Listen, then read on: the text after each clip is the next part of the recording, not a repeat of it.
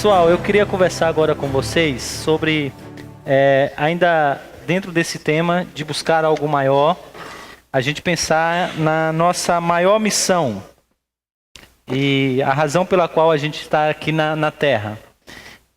Há um engano nosso em pensar que nós estamos aqui para tantas outras coisas e não para cumprir a nossa grande missão, que é sermos embaixadores do reino de Deus.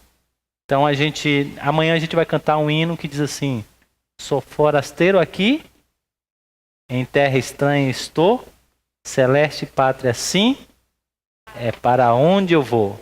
Então esse é o resumo, essa música, esse hino é o resumo da nossa vida. Nós somos forasteiros, estamos indo para uma outra terra, e enquanto essa caminhada segue, a gente tem uma grande missão, que é ser embaixadores do reino de Deus, ok?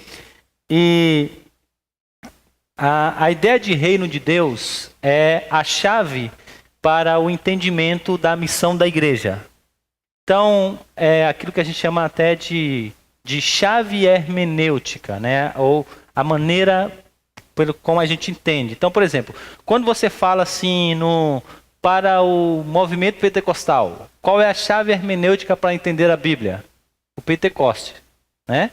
Eles olham para todas as escrituras a partir desse evento. Então, tudo está relacionado ao batismo com o Espírito Santo. Qual é a chave hermenêutica da teologia da libertação?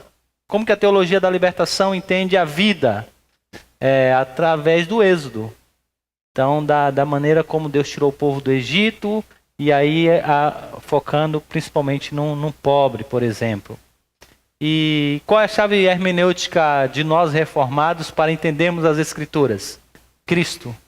Por isso que a nossa teologia ela é cristocêntrica. Então, o Antigo Testamento fala de um Cristo que viria.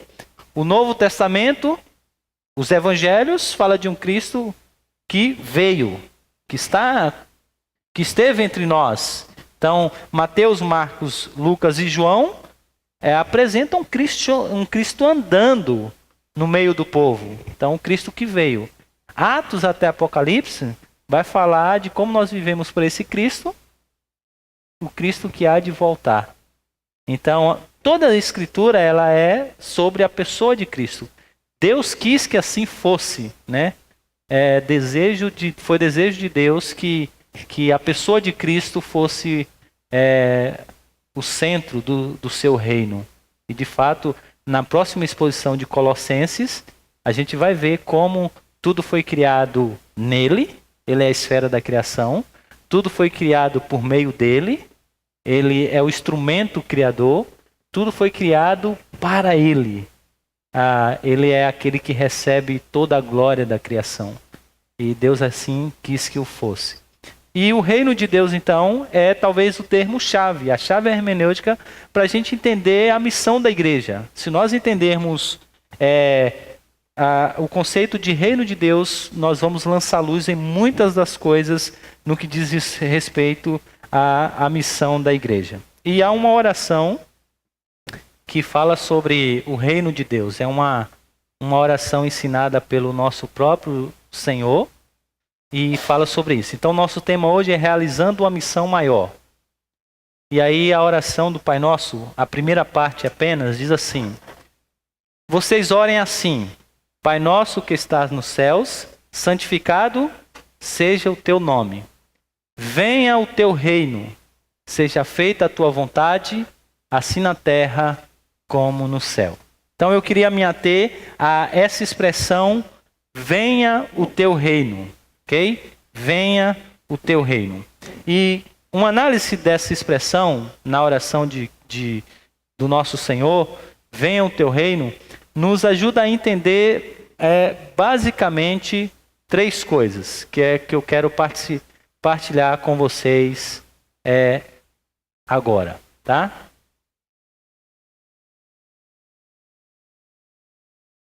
Essa oração, vou passar aquela parte ali, mas a oração, como Jesus, como era comum dos mestres, ele faz uma oração que apresenta não apenas a percepção da vida, mas a maneira de se viver, tá? Então a oração do Pai Nosso fala sobre isso. Então quem ora com o entendimento desta oração se compromete com um tipo de existência, saber a vida sob o reinado de Deus, né? Debaixo do reinado de Deus.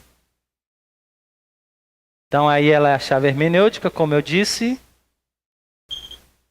Então, e aí as três coisas que eu queria apresentar para vocês. Então, orar venha o teu reino implica basicamente em três coisas que eu queria apresentar a vocês. A primeira delas, se nós estamos dizendo venha o teu reino, nós estamos desejando o reino de Deus, é porque o mundo hoje não é como deveria ser. Okay? E aí, quando eu falo o mundo de hoje não é como deveria ser, e aí eu vou aqui dar um salto teológico, porque eu não tenho tempo de explicar isso. Como assim não é como deveria ser? Peraí, o mundo não é do jeito que Deus planejou? Peraí, alguma coisa saiu fora do plano de Deus? Então eu não posso entrar na ideia de ordens, dos decretos, tudo isso. Não. Eu quero que você entenda simplesmente uma coisa. O pecado trouxe uma consequência para a humanidade. E o que nós vivemos hoje não é o que Adão e Eva viviam.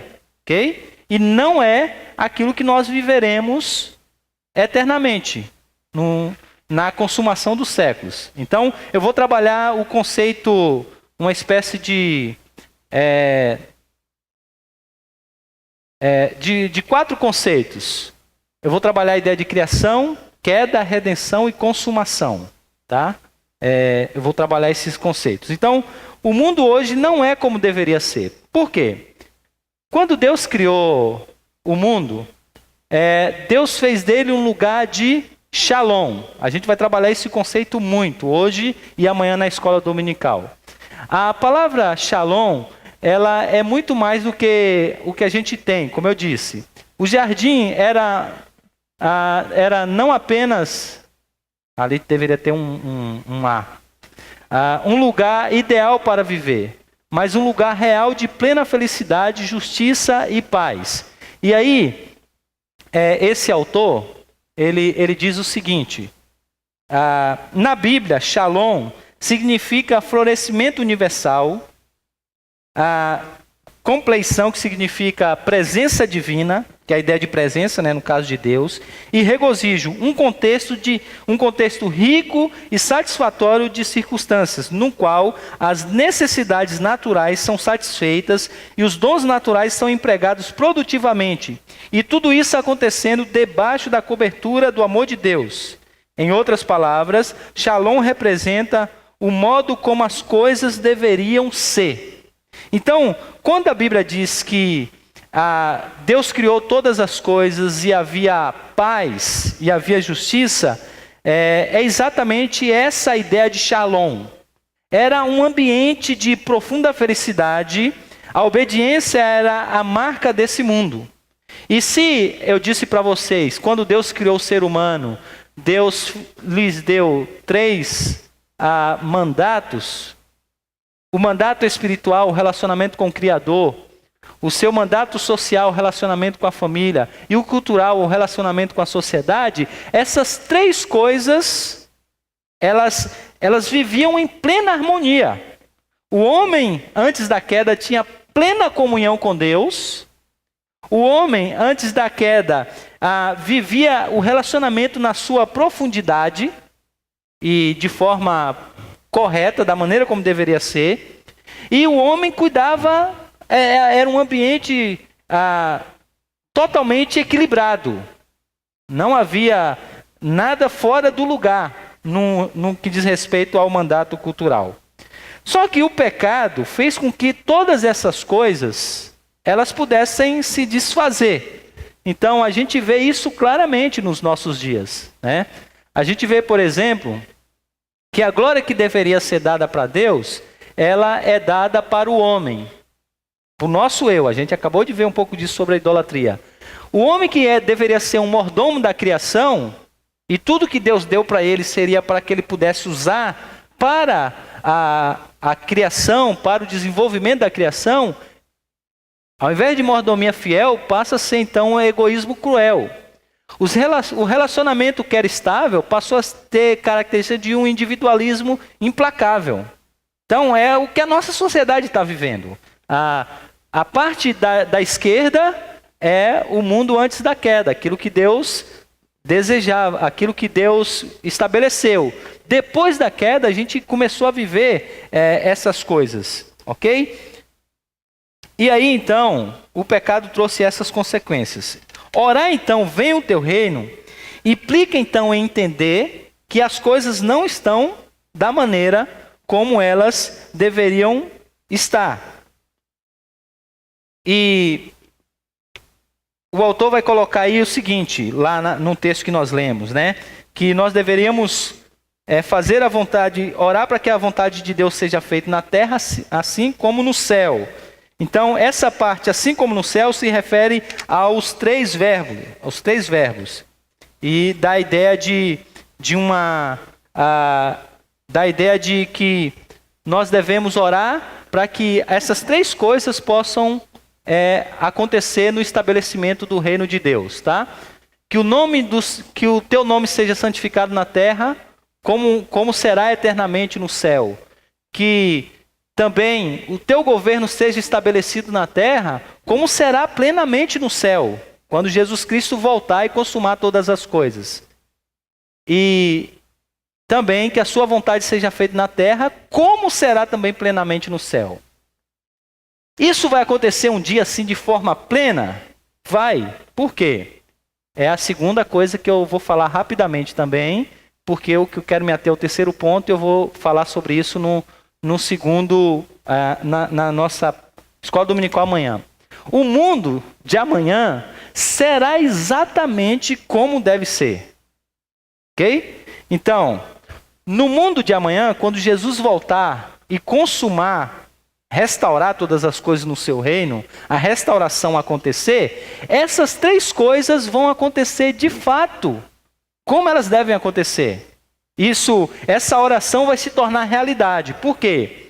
O nome do Senhor será santificado na terra como será no céu. Então, a ideia de santificado ali é a ideia de separado, de honrado. Observe que hoje o nome do Senhor não é honrado, não é glorificado. O ser humano faz tudo o que faz e para quem que ele quer dar a glória? Para ele mesmo. O ser humano descobre alguma coisa e ele não glorifica a Deus por isso. Ele quer a glória para si mesmo. Mas haverá uma hora que todos vão se ajoelhar diante do grande Deus e vai dar a ele a glória devida. Ele será glorificado, honrado.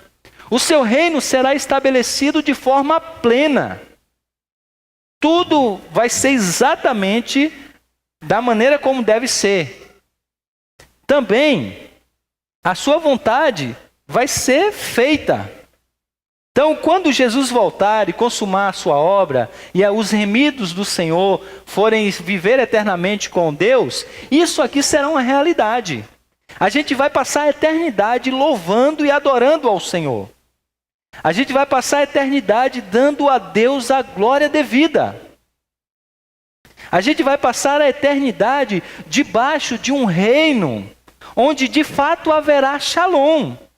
Vai ser um lugar de bem-estar, de profunda felicidade. Nós vamos ter comunhão plena com Deus. Nós vamos viver em um ambiente de relacionamentos estáveis. Nós vamos estar em um ambiente onde tudo vai estar no seu devido lugar. Não vai ter furacão, não vai ter tsunami, não vai ter nada disso, porque todas as coisas serão restauradas. E esse ambiente perfeito, de paz, de harmonia, será a nossa grande morada para todo sempre. João chama isso, no Apocalipse 21, amanhã a gente vai estudar isso, de novos céus e nova terra.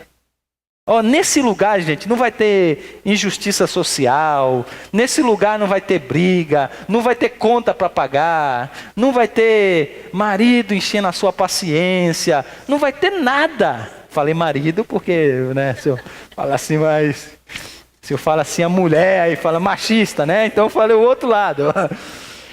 não vai ter nada, vai ser um ambiente, assim, o lugar ideal para se viver. Por isso que o céu é descrito na Bíblia como um lugar muito bom. A gente até deveria desejar mais o céu. A gente deseja pouco. E a teologia da prosperidade, então, fez a gente esquecer do céu, achando que aqui é o verdadeiro céu. Mas o céu é um lugar muito bom. Constantemente, quando eu volto a estudar isso, eu termino o meu estudo dizendo: Maranata, ora vem, Senhor Jesus. Porque quando eu estudo isso, me dá uma vontade de louvar e de... Eu não digo de morrer, né? Porque ainda tem muita coisa... tem muita coisa para fazer. Mas dá uma vontade de ir para o céu tão grande. Eu entendo o Mark Jones quando ele estava morrendo, que a igreja se reuniu para orar por ele fervorosamente, e está orando, e chegou uma hora ele juntou assim todos e disse assim: parem de orar por mim. Parem, pelo amor de Deus, não me retenham da glória. Parem de orar comigo, por mim, deixa que eu vá. Eu acho que ali ele foi tomado por esse sentimento de que o reino de Deus, quando será estabelecido de forma plena, ele vai ser assim, vai ser um lugar, é até difícil de descrever, mas eu sei que vai ser muito bom. Alguns dizem que vai ter Coca-Cola, eu acho que não. Mas vai ser um lugar muito bom, muito bom. Então, haverá um dia onde o reino de Deus vai vir, vai ser instaurado. Cristo vai todas as coisas vão estar debaixo assim do seu senhorio de forma plena. Então, esse é o que nós chamamos na teologia de consumação. Então, Deus criou todas as coisas, criação. O homem caiu, queda. Cristo vem e redime todas as coisas. E aí ele volta para o Pai. E aí, nesse espaço entre a primeira vinda do Senhor e a segunda vinda do Senhor, é aquilo que nós chamamos da tensão entre o já e o ainda não. Porque o reino de Deus já foi instaurado. O reino de Deus, quando Cristo veio, ele estabeleceu o seu reino. Não é isso que a Bíblia diz? Só que esse reino ainda não está completo. Nós já fazemos parte desse reino, mas a gente não desfruta disso aqui ainda. A gente aguarda para desfrutar disso. O reino de Deus já está instaurado. Por isso que não pense você que são os governantes que governam todas as coisas. Não. Cristo é o grande rei do universo. Só que haverá um momento onde isso vai chegar a um fim. E aí ele vai consumar todas as coisas. E o seu reino será definitivamente instaurado para todo sempre. Então, o mundo de amanhã será desse jeito. Ok? Só que quando nós falamos quando nós falamos de vida futura, de coisas ligadas ao futuro, a Bíblia sempre traz uma aplicação para o presente. Pode ver que quando você lê textos falando sobre a vinda do Senhor, há uma exortação em relação ao presente. Então, orar, venha o teu reino, nos faz lembrar do que Deus fez e do que aconteceu na história, nos faz lembrar daquilo que Deus vai fazer em Cristo Jesus no final da história, mas também nos faz lembrar daquilo que Deus está fazendo e deve fazer através de nós como os embaixadores do seu reino, no tempo e no espaço. Aí vem então a minha terceira e última ideia, mas por ser última não quer dizer que é tão rápida. Tecnologia.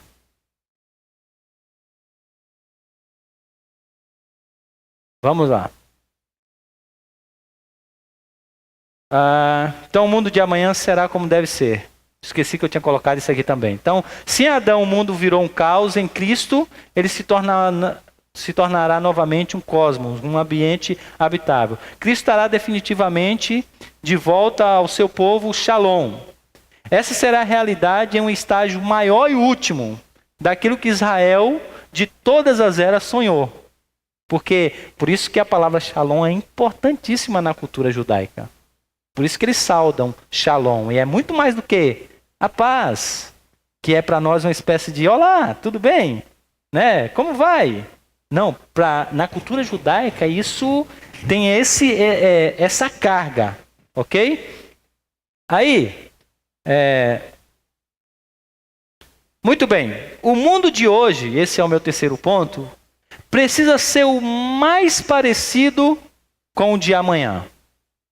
Então o que eu quero dizer com isso? Que quando Jesus veio e instaurou o seu reino, ele deu início de forma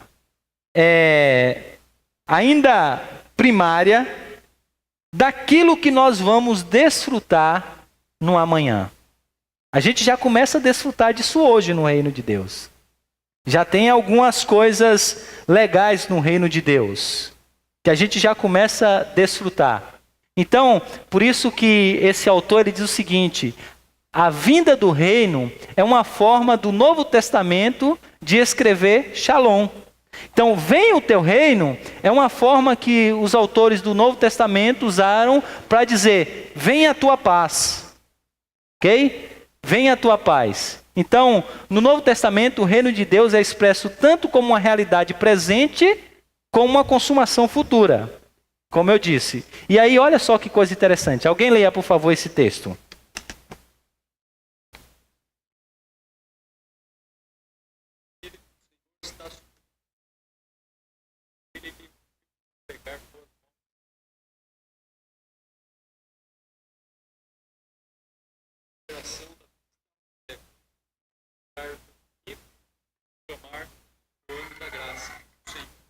Se você ler em uma outra versão, ali também aparecerá o ano aceitável. Alguém tem uma outra versão ainda diferente? O ano aceitável, Lucas 4, 18 e 19. Aí é NVI.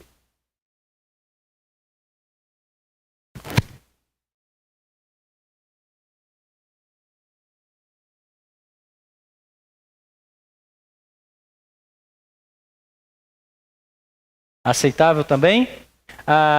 Ano aceitável, eu queria ver se tinha uma outra palavra. Mas esse ano da graça é o ano, na cultura judaica, o ano do jubileu. Então, alguém sabe o que isso significa? Então, muitas coisas estavam associadas a isso. Perdão das dívidas, devolução das terras, o descanso da própria terra por um tempo, fim da escravidão, ok? O ano aceitável era, em outras palavras, o ano de se voltar ao começo. O favor do Senhor, né? Então, é o ano de se voltar ao começo. Se você era escravo, chegou nesse ano, você volta para o estágio inicial. Se você plantou e a terra está cansada, nesse ano ela volta para o estágio de descanso.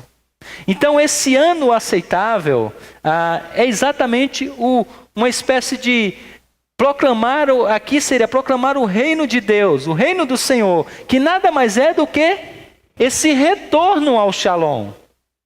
Não é por acaso que muitos teólogos até definem o nosso estado eterno como uma espécie de volta àquilo que nós vivemos no Éden, em alguns aspectos. Então, esse ano aceitável, ele foi instaurado em Cristo.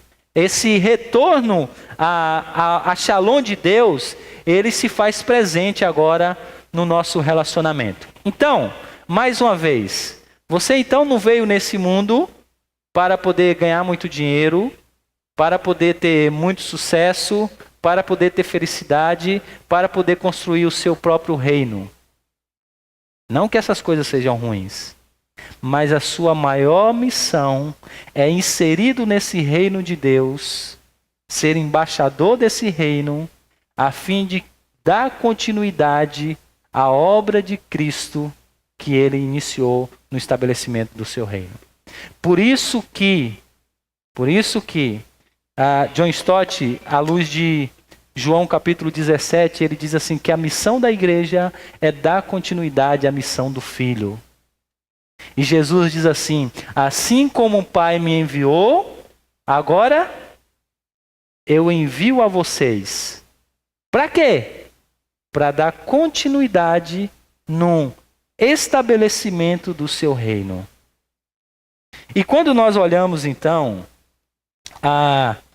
quando nós olhamos para essa obra, nós vimos que Jesus veio exatamente fazer com que a realidade do que ele ensinou os seus discípulos pudesse acontecer. Então, Jesus veio para que ele pudesse santificar o máximo o nome do Senhor. Então, essa é a missão que ele deixou. Que nós devemos santificar o máximo que pudermos o nome do Senhor na terra, como será um dia plenamente santificado no céu. Então, a obra de Cristo, que Cristo veio fazer no mundo primeiramente, foi exatamente trazer com que o ser humano pudesse louvar a Deus e dar a Deus a honra e a glória. Agora na terra, começasse a fazer isso já na terra, como uma espécie de prelúdio do que será no céu. Lá no céu a gente não vai louvar a Deus para todo sempre e dar a Ele somente a glória e a honra? E aí a missão de Cristo é exatamente levar a humanidade a entender esse evangelho e fazer o mesmo. Por isso que Piper diz que a adoração é o combustível das missões. A adoração é o combustível das missões. E ele vai explicar isso naquele seu livro Alegre-se os Povos, editora Cultura Cristã. Ele diz assim que é o desejo meu e seu de ver o nome de Deus sendo honrado o máximo que a gente puder e o máximo que o ser humano puder fazer isso, que deve nos motivar às missões. Então deixa eu dar um exemplo disso. Eu falei isso quando eu preguei aqui na minha primeira vinda aqui, o ano passado.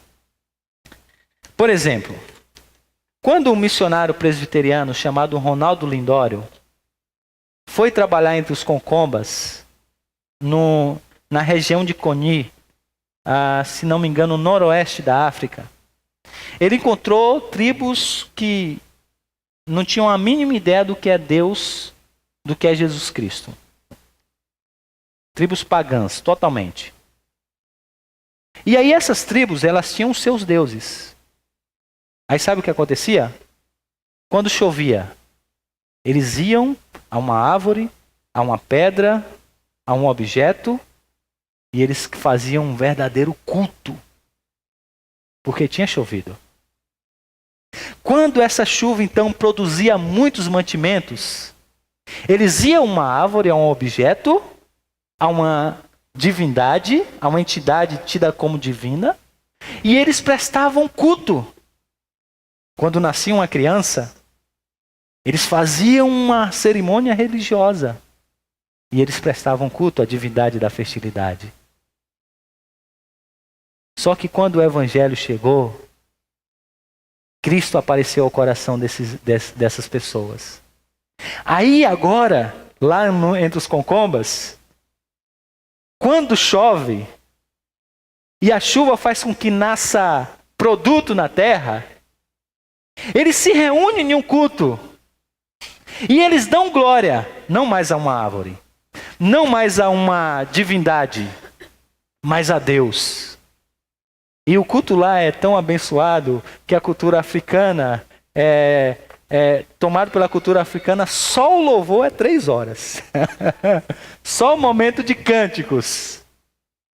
E eles passam às vezes a tarde, o dia, cultuando ao Senhor, cantando, louvando, bendizendo ao Senhor. Dando a quem a glória?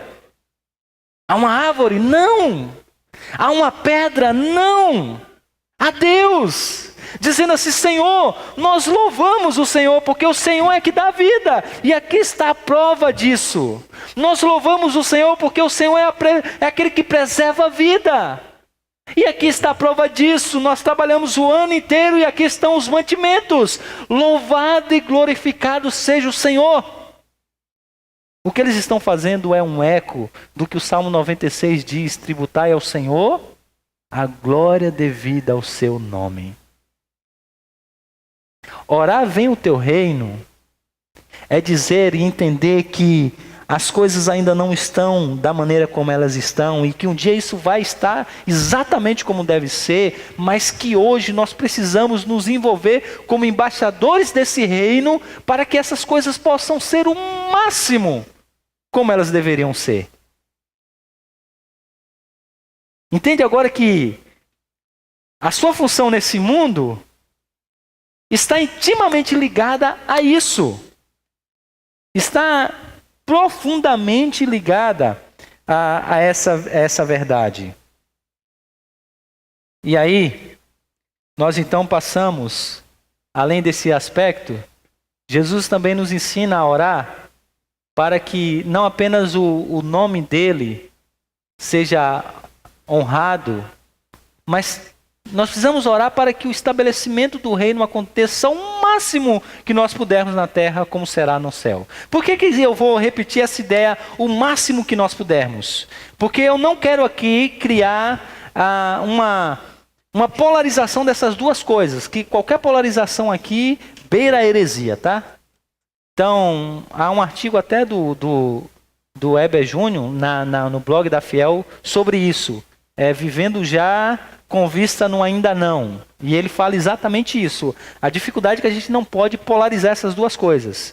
Porque se a gente pensar somente no reino lá, no ainda não, a gente vai esquecer do aqui e agora.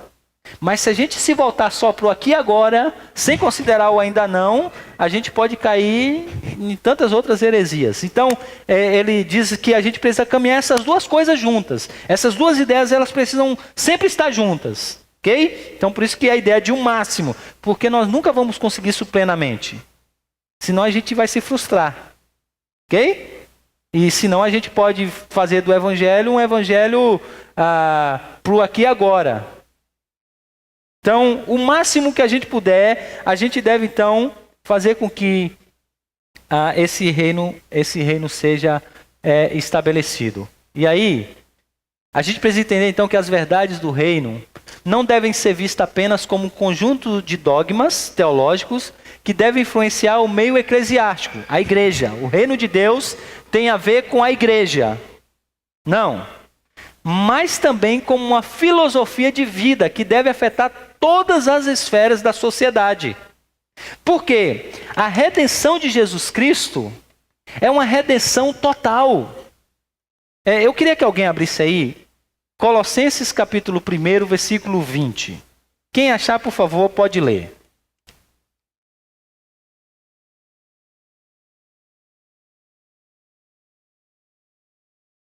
Colossenses capítulo 1, versículo 20.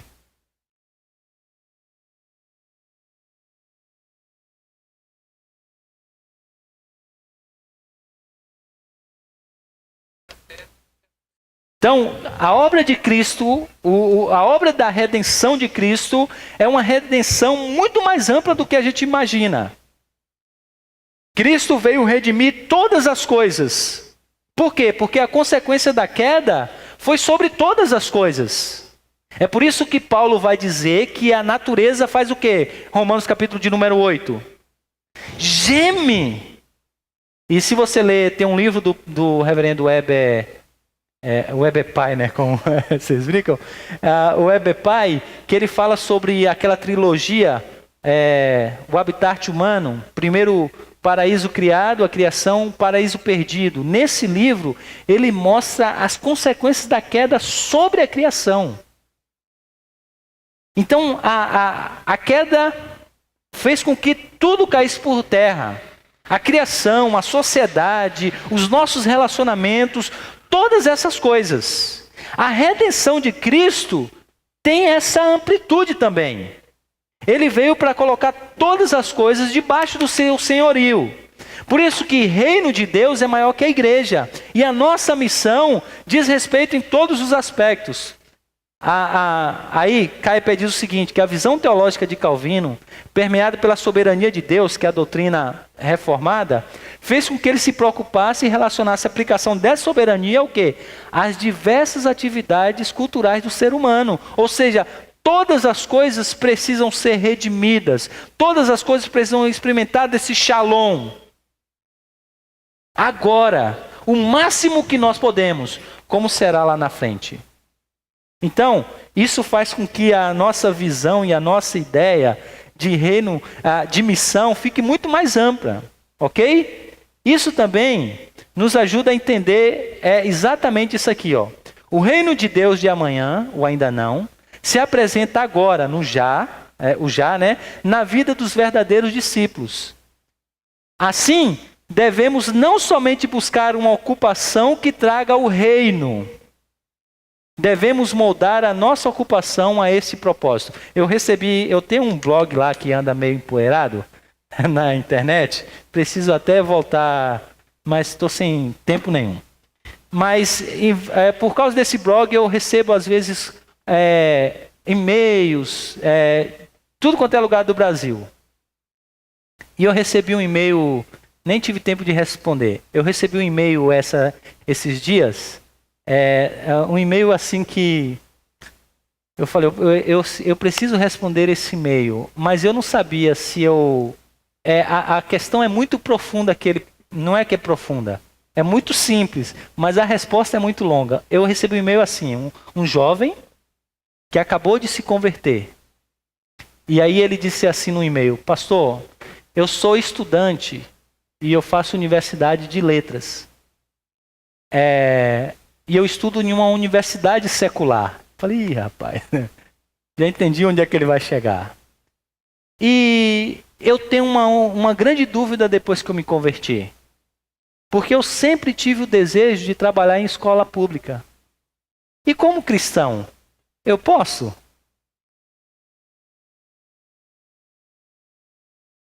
Deu vontade de rir também.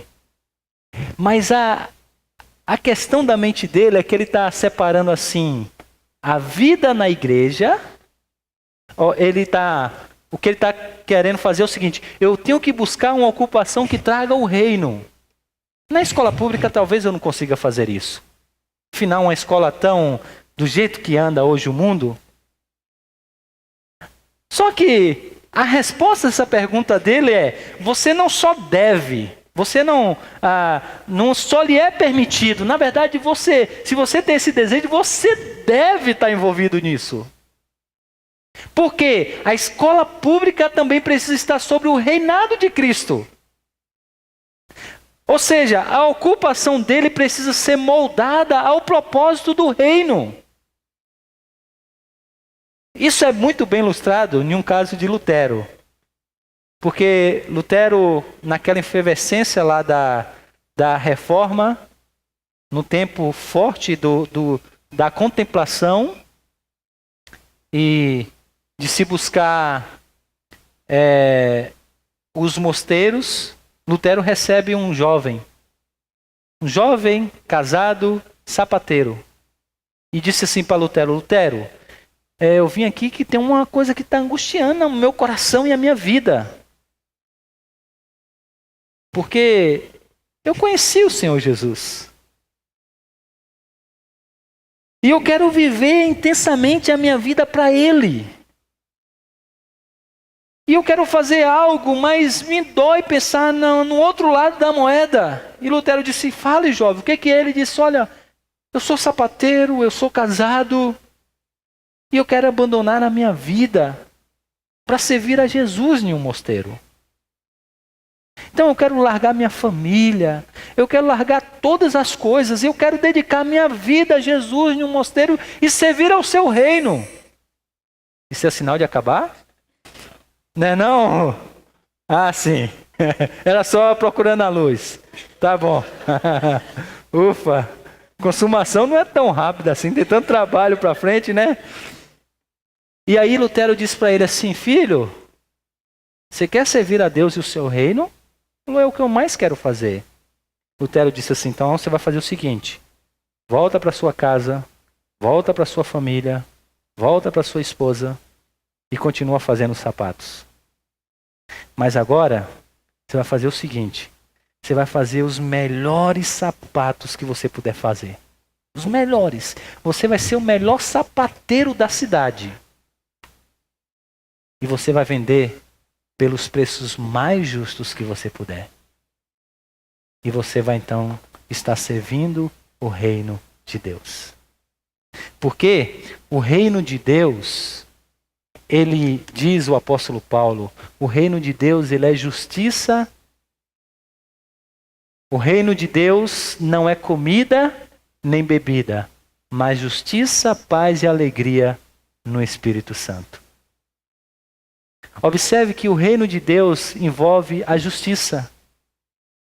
E se você então pratica a justiça, você está servindo o reino de Deus.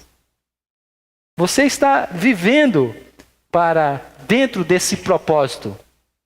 Então, não importa o que você faça, na esfera onde você estiver inserido, no seu trabalho, na sua família, lá você pode estabelecer o reino de Deus. Como? Trazendo todas as coisas para o senhorio de Cristo. Todas as coisas para o senhorio de Cristo.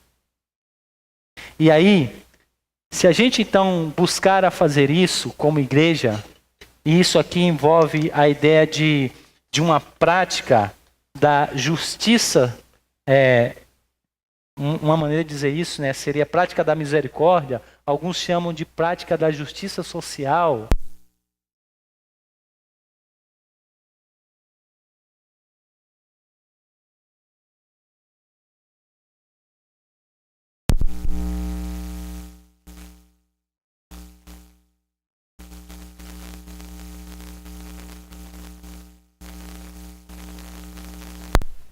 Plenamente, para que a gente puder fazer com que a paz se estabeleça na terra, a alegria se estabeleça na terra, na vida dos seres humanos, o máximo que a gente puder, como será no céu. Por que a gente fazendo isso, a gente está servindo o reino de Deus?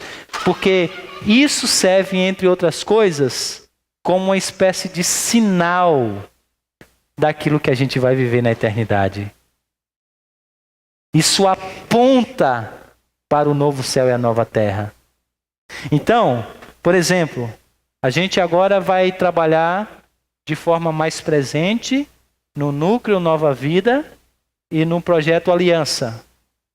E como Igreja Aliança, nós vamos estar inseridos lá, promovendo justiça e paz. Tentando trazer essas pessoas para que entendam o senhorio de Cristo nas suas vidas. Enquanto nós estivermos fazendo isso, a gente está apontando lá para o reino de Deus que será consumado. Sabe por quê? No reino dos homens, o que reina no coração é o egoísmo.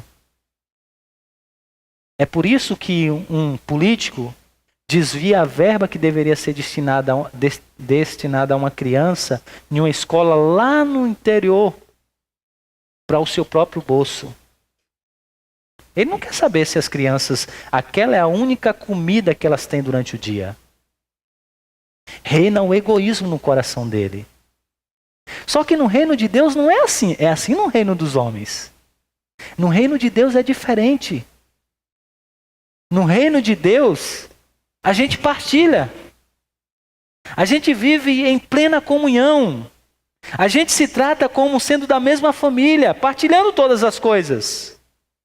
Então, quando a gente agora tira o dinheiro do nosso bolso, tira o nosso tempo e vai lá no núcleo e investe ali, a gente está dizendo assim: no reino dos homens não é assim, mas no reino de Deus é assim. E deixa eu te dizer uma coisa melhor ainda. Isso aqui é ainda imperfeito, porque vai haver um tempo onde isso vai ser de forma perfeita. A gente está sinalizando, então, o reino de Deus. Quando a gente, então, pratica a misericórdia, a gente está dizendo que é assim no reino de Deus. Entende, irmãos? Enquanto no reino dos homens é de uma maneira, no reino de Deus passa a ser de outra maneira. E quando nós começamos a implantar isso em todos os aspectos, a gente está apontando para o grande lugar. Por isso que, nesse sentido, prática da justiça tem a ver com evangelização. Porque aponta para o que de fato era o reino de Deus. O reino de Deus é justiça, o reino de Deus é paz. E quando a gente faz isso, a gente então aponta. Então eu queria apenas mostrar para vocês, eu queria rapidamente, porque o nosso tempo, mostrar como que Jesus fez isso. Olha só, alguém lê ali para mim, por favor.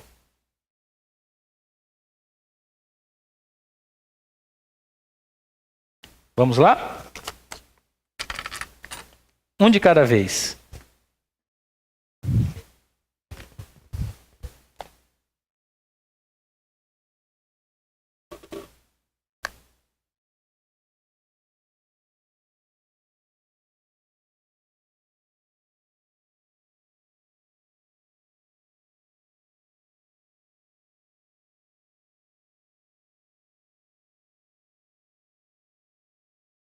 Então observe que essa foi a maneira de Jesus atuar no reino de Deus.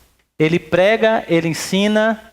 Então o texto diz 3 coisas: ensinando toda a lei de Deus, proclamando, que tem a ver com evangelização. A palavra ali tem a ideia de uma proclamação em alta voz. Era a palavra usada quando voltava-se da guerra com a vitória. E ele usa uma outra palavra, curando.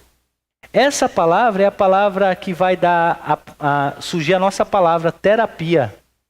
Porque significa servir essencialmente como assistente de enfermos. Ou seja, Jesus não apenas ensinava a lei, proclamava o evangelho.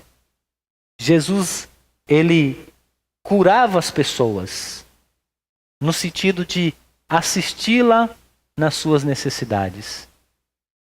Por isso que, por muitas vezes, ele não disse apenas, vai, a tua fé te salvou.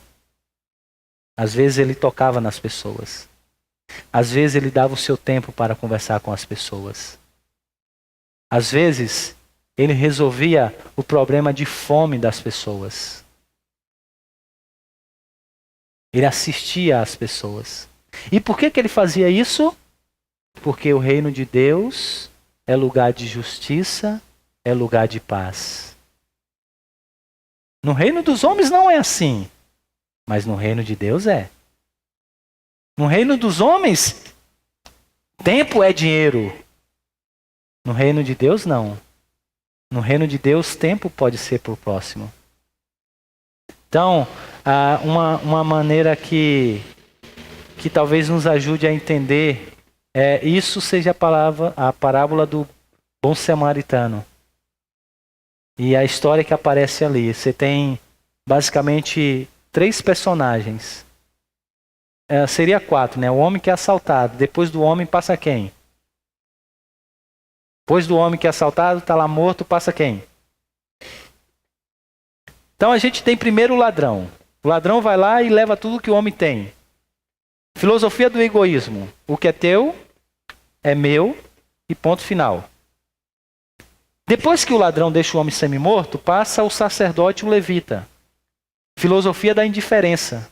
O que é teu, o que é meu, nem eu me importo com o que é teu, nem você se importa com o que é meu. E a gente vai vivendo a vida. E eles passam de largo, distância. Depois vem o samaritano. Qual é a filosofia do samaritano? Filosofia do reino de Deus. Filosofia do amor. O que é meu, mas é teu quando você precisar. E aí ele dá tempo e ele dá dinheiro. Por quê? No reino dos homens, reina o egoísmo. No reino de Deus, reina o amor.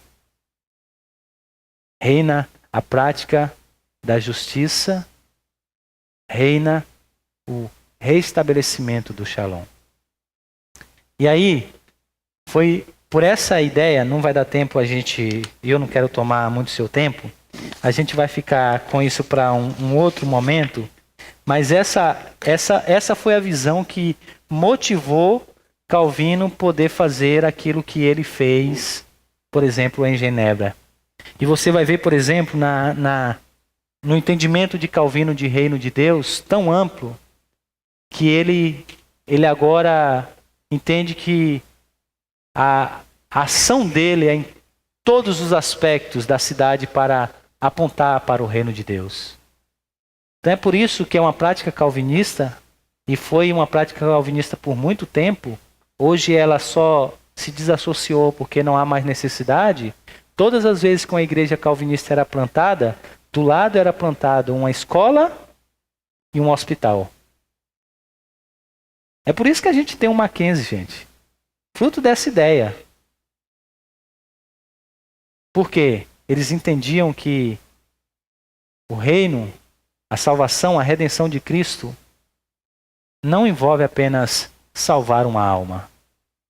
Tem a ver com transformar uma vida por completo. E as pessoas ficam doentes, por isso elas precisam de médico. As pessoas precisam compreender as verdades do reino e poder desenvolver na sua vida. Por isso elas precisam de escola. E por isso elas precisam estudar. Por isso elas precisam crescer. As pessoas do reino dos homens não leram o Calvino de forma errada e disseram, olha, tá vendo? É o pai do capitalismo. Mas ele tinha uma ideia, um pressuposto por trás. Tudo isso é para a glória de Deus e para que o reino de Deus possa ser conhecido. Então, o mundo não é como deveria ser, porque o pecado trouxe consequências grandes. O mundo um dia será exatamente como deve ser, e eu anseio por esse dia. A gente vai ver isso um pouco amanhã na escola dominical. Novos céus e nova terra, que coisa boa vai ser estar lá. E o mundo hoje precisa ser o máximo que a gente puder fazer parecido, para que a Shalom de Deus seja estabelecida. Não porque a gente quer mudar a sociedade e criar um novo reino. Essa é a filosofia política. Vamos dividir tudo para a gente poder ter uma nova maneira de viver. Não. Mas porque a gente está aqui como mordomos. A gente está aqui como simplesmente administradores das coisas do reino de Deus. E devemos fazer de tudo como embaixadores do reino, a gente poder promover paz, justiça e alegria. É claro que isso não pode acontecer na vida do ser humano sem que ele conheça a Cristo. Por isso que a gente precisa, acima de tudo, pregar o Evangelho. Para que as pessoas conheçam a Cristo e aí, conhecendo a Cristo, elas possam dar a glória a Deus. E o reino de Deus seja cada vez mais desenvolvido. É claro que sempre será ainda de forma limitada. E eu não tenho esperança. A Igreja Aliança não tem esperança. O Conselho não tem esperança de que nós vamos resolver todos os problemas das crianças do núcleo. Não vamos. Mas a gente pode, ali dentro, naquele lugar, podermos praticar a misericórdia e fazer justiça na vida de algumas delas. Eu queria que a gente orasse. Vamos falar com o Senhor.